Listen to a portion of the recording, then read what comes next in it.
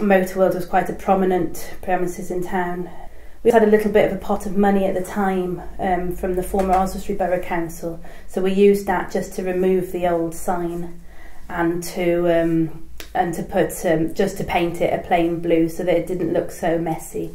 The window that was smashed, we'd arranged for the landlord to have that boarded up because it was dangerous.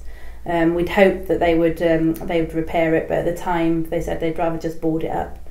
So we put just a big Footfall sign on the boarded up window so it didn't look too bad. And the other big windows had some fantastic displays from the Marches School.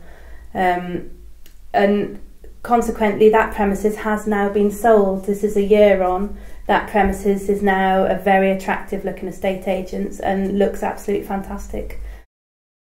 Really in the current economic climate, we've got a serious problem with the high streets are on serious decline. A lot of this has been sparked by out-of-town retail parks. I really felt that the town centre really needed a focus, and we really needed to look at the decline of the town centre itself. And we'd looked at research from other towns and some of the things that they were doing and realised that there was lots of empty shops projects taking place across the country, and they seemed to be working. There seemed to be a bit of a, sort of a trend that the shops in use were far more likely to get let. And we thought, well, perhaps there's leverage in this in Oswestry, and there's lots of empty premises. There was 30 at the time when we started. They looked untidy, and they do open the doors to vandalism. If a shop's not looked after, then why should anybody else look after it? And the more empty shops you have in an area, then the knock on to other businesses is that their trade drops, and then you get empty pockets throughout the town. And we thought that if we could get attractive window displays into these shops, then it would hopefully create more footfall around the premises. That really kick-started lots of other agents coming on board and lots of other shops coming on board.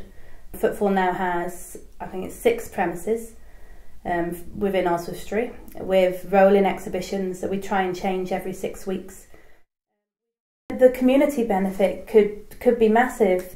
There's lots goes on before the display goes in the window that can involve all aspects of the community. And I think with more funding in various places, we'd be able to reach out to other groups and run workshops to allow them to create different window displays. We've had the Marches School children have prepared all the food for us for one of our open evenings, and they took great pleasure in producing Footfall cupcakes. It's just something very small, but to those children it was huge. The primary schools taking part in the Green Oswestry competition, we had lots of children that were so keen to come and see their work and to have their work displayed. Quite often it'll be displayed on a wall of a school or on the wall of a college, but nobody else gets to see it. If it's in a shop window, you can really show off, and it gives the children sort of sense of pride in their own town. The options are endless as to who we could help next, but obviously the funding is going to be the issue.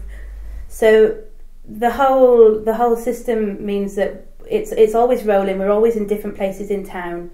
There's never the same thing happening. However, the original aim of Footfall was that we'd not only use empty shops, but we'd look at empty spaces throughout town.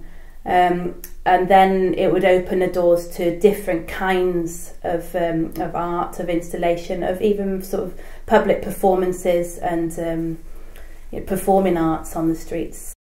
And our newest Footfall partner has recently got back from New Zealand, and he's brought back with him images of a town called Kati Kati.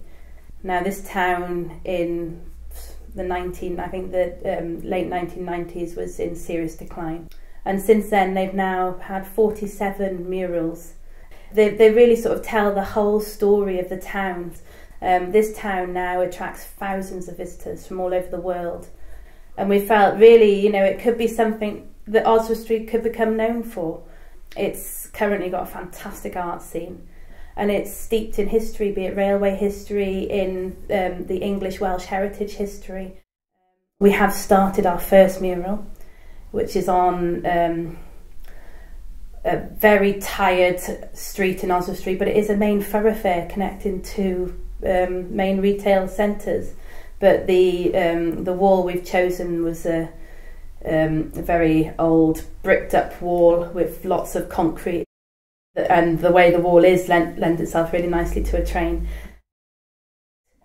All of it does hinge on getting the necessary funding to make it happen. We had an original pot of money from Oswestry Borough Council. I mean, it has lasted us 2 years, that pot of funding. We don't generally use that much money as a group. We do try and beg, borrow and steal as much as possible to make it happen.